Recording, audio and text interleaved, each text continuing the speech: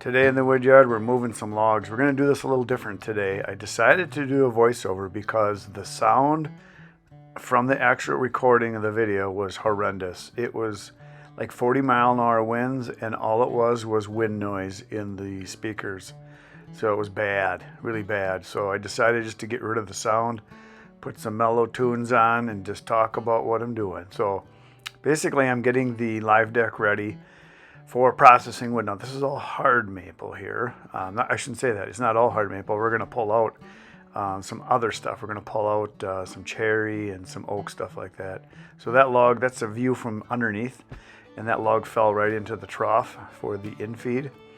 And here I'm just grabbing some logs. There's the upper one there is a piece of ironwood. The bottom one is hard maple, and we just mix it together.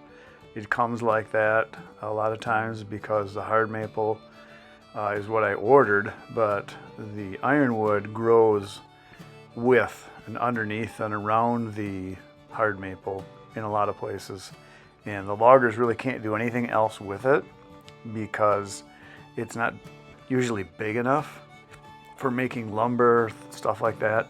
It doesn't chip very good because it's like the hardest wood we have here in Wisconsin. That's the piece right there. It's ironwood. It has a very high BTU rating. It's like 29 million BTUs. And oak is like 23, 24, so it's a lot better than oak. That big one there, I think I'm going to take that and put that into the hand cut file, because when you get those ones that are cut like that, you can see they were right underneath where the grapple is. It was a crotch there, so I took that out of there, and then of course I'm coming back and just picking up the little one, putting it on the live deck. And I try to do a single row on the live deck most of the time. If I have small ones, I can put those on top because they don't cause problems. But if you put a big honking log up on top, it just causes problems. There I used the thumb. If you saw that, I kind of shoved the pile back with the thumb as it was opening. Here I'm just going to pick up two little ones and I'll put these up on top. Because the little ones I can reach from either end, shove it forward, shove it backwards. You know, if two fall into the trough, it's pretty easy to get one out. But if you get a big, huge honking one that falls in there and you don't want it, that's bad. And if you put a big one up on top, a lot of times it'll roll and fall in on you and do weird things. So I find it's better just to take your time and, you know, not always load the live deck super huge, heavy with wood. So here's some little ones I'm putting on top there. You can see there. It'll just fill in it. I try to run similar size stuff a lot of times too. I know the big firewood producers, guys like Skidder Kev, you'll watch him, and they cut all their own wood, so they sorter all their own wood. And when he runs wood, he'll run the same size like all day long. Well, there's a piece of cherry there. That's what I think I'm grabbing, that piece of cherry right there on top. Oh, there's two of them. So yeah, that's what I'm doing. I'm just kind of picking the cherry out of there, and I'm going to go put it over to the behind where the tractor is, up against the barn. Because I always want to run the cherry separately. Yeah, put it right over by the barn. So the camera's right up against the barn right here. And that's what I'm going to do, is just make a cherry pile. Because I keep the cherry separate, I keep the white oak separate, I keep the hickory separate. And I've got some ash that's separate from everything else. And then I keep the locust separate a lot of times. And then the hard maple is generally separate. And the red oak is separate. And then the mixed hardwood is going to be, it could be a little bit of all of those, but I usually try not to put too much of that in there. My mixed hardwood generally is, it's going to be some aspen in there sometimes. There's going to be birch. There's going to be soft maple, box elder, more ash, apple wood once in a while. I'll have some apple in there. Like I said, sometimes I'll have some oak in there. Well, the little guy got away on me. Those are kind of hard with the grapple. A lot of times you got to get real square to them. If you don't get both jaws, then it'll pop out on you there. But the grapple's a lot of fun. I always tell everybody, it's like when you're a kid and you go to the, there's some cherry up on top. I'm going to pull out cherry and two cherries and an oak, I think is what was up there. Yep, that's what it was. It's like when you go to the arcade and you get to use the claw, but the claw basically you can go in, out, left, right, and then you just hit the drop button. With the grapple, you can do all that stuff and you can control where you're grabbing, when you're grabbing, how you're grabbing. So, there, I'm pulling the logs off. that's the view from the barn where you saw me pulling the logs off. So I'm gonna take this piece of oak and I'm gonna go stick that over into the oak pile. And then I come back to rescue the cherry. There's that one. I'm just gonna set to the side. Then oh yeah, I realized there's another one up there. So I saw that second one, so I come back, well, I might as well take two at once instead of just one at a time. But yeah, I do that a lot, separating the cherry out. And there's a lot of people that like the cherry. At first, when I started selling firewood, I just kind of mixed it in because I very rarely got any cherry. It was not very often.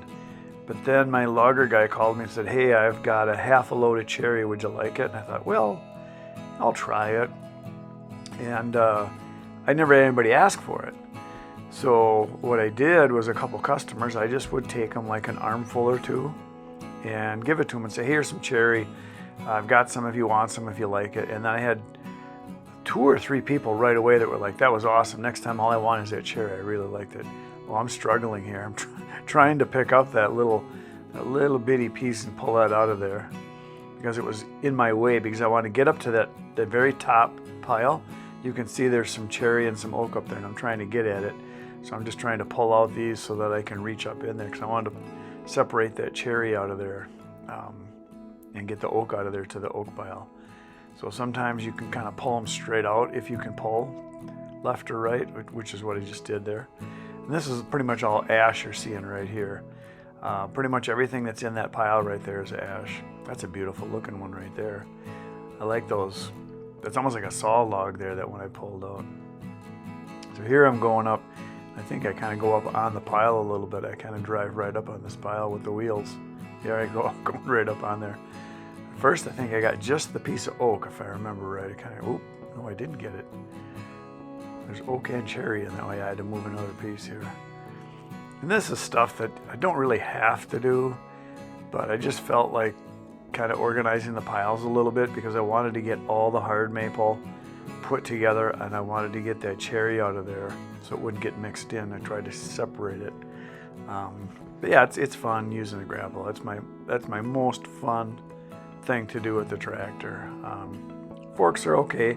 You can do a lot with forks, and they're cool and everything. You can pick up more wood with forks if it's straight. If it's not, if it's lined up properly, but if you get them where they're left or right, you're going to have it heavy on wind, and you go around a corner and it slides off the forks. I think forks are harder to operate. Well, here I'm going to crawl up and I'm going to go up there. I'm going to roll that cherry down because I wanted to get it out of there, because it just was, I was on a mission to get the cherry out of there, and I did. So on this piece I'm just shoving out of the way, kind of down between the 2 piles. And then I wanted to get all the hard maple kind of all separate and together. And there was, mixed in with the hard maple, there was some cherry, as you're seeing here. There was a little bit of oak, and there was also a little bit of ash. And I wanted to not have any of that in there. Mainly, I wanted to keep the cherry really separate, obviously, and I did not want the ash to be in with the hard maple. Because I have some people that they think ash isn't any good. They're like, oh, I don't really like ash. It creates a lot of ash. It's not as good as oak. Well, it's pretty close to oak, actually. So yeah, it was a really cold day. It was cold and windy this day. It was like, I don't think it was 40 degrees, something like that. And it was kind of misting and real windy. Like at the end here, I think I dropped in a piece of footage of what the actual sound was, so you guys can hear how bad it is, because it was nasty. Oh, there's a piece of oak right there. There you go. And once I get those out, then I can grab them and get them out of there. I used to just run across the piles. Now I crawl like I'm on my last leg there. It's just sad how much balance I've lost in the last 10 years. It's terrible. I used to be able to just do anything up there. Now I'm like, oh, I'm gonna fall, I'm gonna die. So here we come in, and I think I grabbed the cherry first. That's what that is right there. And now that people ask me too, like, how do you know the different kinds of wood? I'm just okay at it. My brother Ken is like the expert, because that was his job for 30 years, was to sort wood. And he had to identify it and know where it had to go in their piles. And then if guys brought the wrong kind of wood, he had to say, hey, this is not what we are allowing here. You can't put it there or whatever. So he learned to be able to identify wood over decades. I've been identifying it seriously now for probably 15 years. I mean, I kind of knew red oak versus white oak. I knew what ash looked like. I did not know the difference between black ash and white ash. Oh, kitty, get out of the way. Here I'm getting some more cherry. That's a piece of cherry without any bark on it right there. So that's pretty dry, which is nice. But I look at every single stick of wood that I handle to go into the processor, whether I'm cutting it by hand. I look at every single piece of wood that I pick up and throw into a trailer for delivery. I'm always looking to see what it is, to identify it. And there's different stages of identification. You know, when it's a standing tree, ooh, my wheel was caught on a log there, I think is what that was. When you got leaves on the tree, it's real easy to tell because the leaves are very distinct, pretty easy to tell. A living tree is pretty easy to look at the shape of the tree and you can identify it, even in the wintertime. There's certain trees that have a real distinct shape and you can tell. Again, obviously the bark, that makes a big difference too, but so I'm just, it's constant. I never look at a piece of wood and think it's just wood. I think, what kind of wood is it? Is it dry yet? Is it white ash? Is it black ash? Is it hard maple, soft maple? Is it silver maple, red maple? Is it box elder? Is it, obviously your birch trees are easy to tell what they are there. I'm getting another chunk of wood out there to get at that piece of cherry in front of the tractor right there. So yeah, I'm just constantly analyzing and looking. Like there's locust right there, that split piece you can see. Those are both honey locusts. And so yeah, I'm always just trying to identify what it is. And it's rare that I don't know. And if I don't know, boy, it bugs me too. I gotta get a book out, and sometimes I'll take a picture and send it to my brother or ask someone else. And there's only ever been a few pieces that I couldn't tell what they were. We had some red elm. We had a stick of that, or two sticks of that, like about 5 years ago. And I took it to a forester and showed him because I did not know what it was. I thought it might be Osage orange or mulberry or something. Well, here it was red maple. We had no idea. Anyway, the forester, he didn't know. He said, I've never seen this. I have no idea what this is. Because it came kind of from central Wisconsin, and the forester that I showed it to was in northern Wisconsin. He did not know what it was. He said, I have no clue. So anyway, I ended up finding out what it was. Once I split it and smelt it and compared it to some other wood and looked it up, it was red elm, which apparently is pretty rare around here, I guess. So yeah, I'm just picking these up and moving them over to the cherry pile up against the barn here. So here's the actual footage. Listen to this. That's why I didn't use it. Nasty. People have it. That. Oh, that's bad. Okay, now I'm going to do some talking here. Okay, so I just did is I picked out some stuff, put it on the live deck, kind of got that ready for processing, so I hope to do that tomorrow. And the other thing I did was I went up on the pile here and I picked out some stuff that was not hard maple, which is what this is supposed to be. I see there's one chunk of oak up here yet, that one with the red paint on it. That's a piece of red oak. And I took 2 pieces of red oak and I put them down over there where there's some other red oak.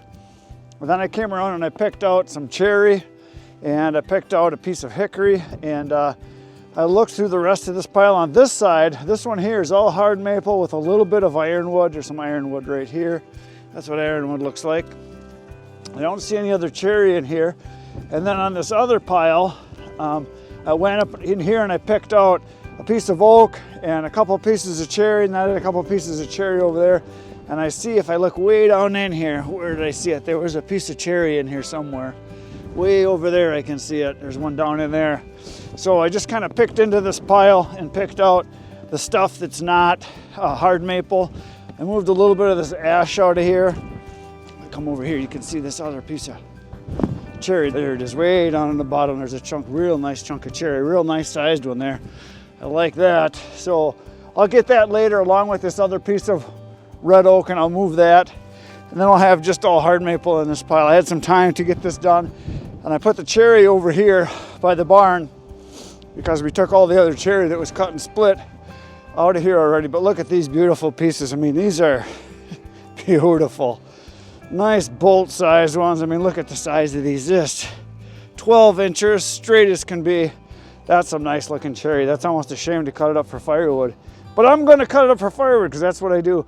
And then with some other ones back here that I tossed in here. So with this little bit of cherry right here is probably about a full cord of cherry. I'm going to guess once it's cut and split, that's about what I've got. And that was just like bonus stuff that was mixed in with those 2 loads that we got.